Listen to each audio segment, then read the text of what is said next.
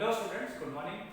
I am a science teacher from Shriram Academy High School and I have come to your door to educate you people through audio and video lectures. So students, today we will be learning the subject that is science for class 8, and in this lecture we will be particularly studying learning this chapter, that is chapter number 1 of crop production and management.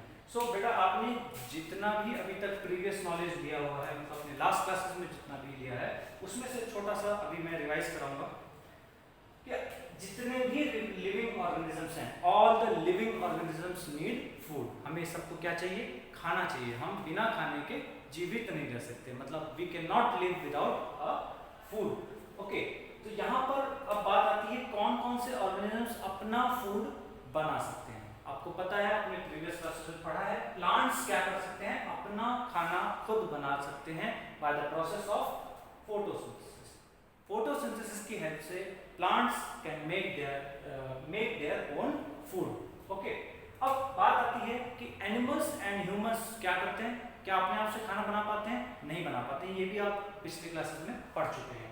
यहाँ पर animals including humans can not make their own food, so they are dependent on for the food on the plants and animals which eat plant. मतलब जो animals और humans खाना नहीं बना सकते, अपने आप खुद नहीं बना सकते, वो क्या करते हैं? दूसरे प्लांट्स के ऊपर और दूसरे एनिमल्स के ऊपर डिपेंड करते हैं जो घास खाते हैं या प्लांट्स खाते हैं. Okay, so this is a dependent phenomena.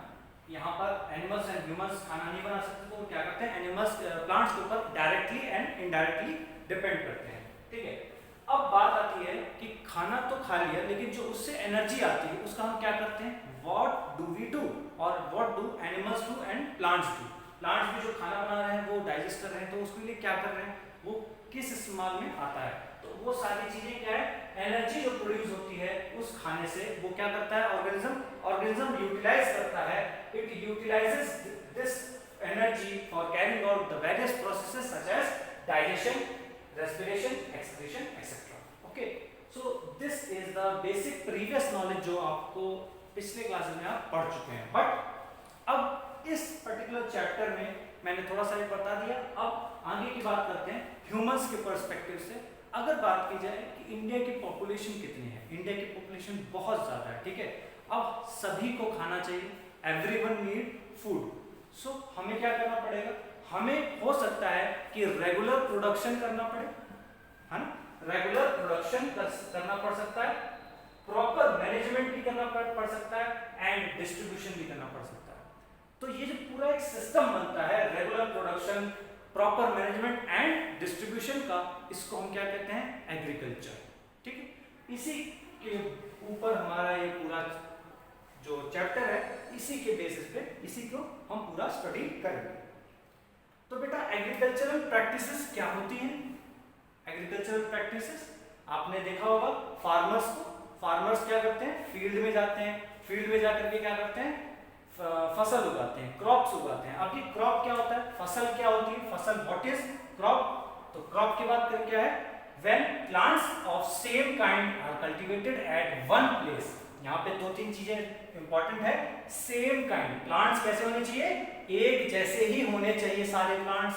Cultivated करते हैं हम, कल्टीवेशन करते हैं उनका किस जगह पे? एक ही जगह पर. सारे प्लांट्स का, जितने भी हमने प्लांट्स लगाए हैं उन सभी का कल्टीवेशन कहाँ कर रहे हैं? एट वन प्लेस, एक ही खेत के या फिर एक ही जगह पर करते हैं, ऑन लार्ज स्केल.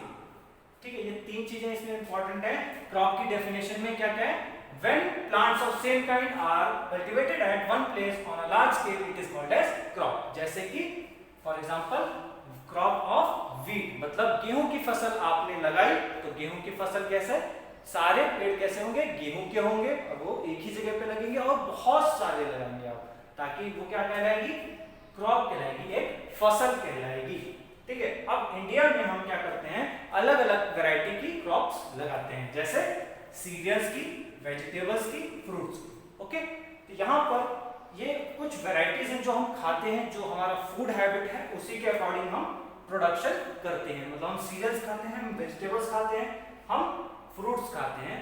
तो ये कुछ वैरायटीज हैं डिफरेंट टाइप्स ऑफ क्रॉप्स की जो हम लगाते हैं. अब बेटा बात आती है कि अगर हमें और क्लासिफाई करना, क्रॉप्स को और क्लासिफाई करना है ऑन द बेसिस ऑफ कि कब कौन सी क्रॉप लगाई जाए। मतलब सीजन हमारे इंडिया में क्या होता है, चेंज होता रहता है। मतलब गर्मी भी आती है, गर्मी के बाद रेनी सीजन के बाद विंटर सीजन आता है, इस तरीके से एक साइकिल है। तो इंडिया में जो टेम्परेचर है, ह्यूमिडिटी है, रेनफॉल है, टेम्परेचर, ह्यूमिडिटी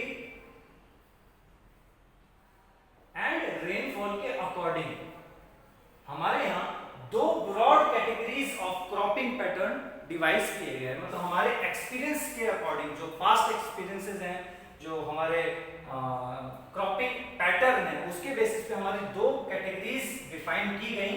पहली कैटेगरी क्या है, खरीफ क्रॉप्स की। खरीफ क्रॉप क्या होते हैं बेटा, खरीफ क्रॉप्स वो होते हैं जो रेनी सीजन में लगाए जाते हैं। मतलब they are grown in rainy season in India, and in India the rainy season lies in June to September month। मतलब जून से लेकर सितंबर का जो महीना होता है, मंथ होता है, टाइम पीरियड, उसमें क्या होता है, रेनी सीजन होता है हमारे यहाँ पर। और उसी को हम क्या कहते हैं, उसमें हम क्या लगाते हैं, खरीफ क्रॉप्स लगाते हैं। एग्जांपल के तौर पे खरीफ क्रॉप्स का क्या है, पैडी, मेज, सोयाबीन एंड एक्सेट्रा।